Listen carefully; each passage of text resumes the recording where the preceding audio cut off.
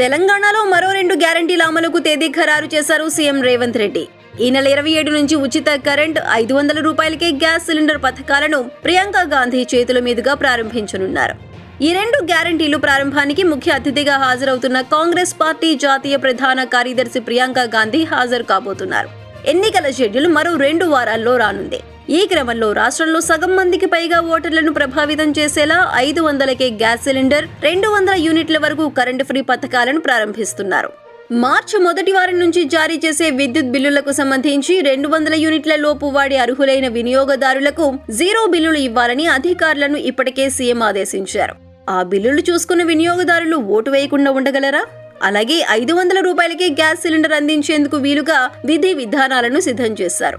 ప్రభుత్వ సబ్సిడీని నేరుగా లబ్ధిదారుల ఖాతాకు బదిలీ చేయాలా, లేక ఏజెన్సీలకు చెల్లించాలా? ఈ క్రమంలో వచ్చే అడ్డంకులు, ఇబ్బందులపై ఇప్పటికే అధ్యయనం పూర్తి చేశారు. ఈ పథకంలో ఒక్కసారి లబ్ధిదారులకు 500కు గ్యాస్ సిలిండర్ ఇస్తే మహిళల ఓట్లు గంపగుత్తగా పడిపోతాయి. రేవంత్ రెడ్డికి కావాల్సింది కూడా అదే. గ్యారంటీల అమలును చాలా పకడ్బందీగా ఉపయోగించుకునేందుకు సిద్ధమయ్యారు.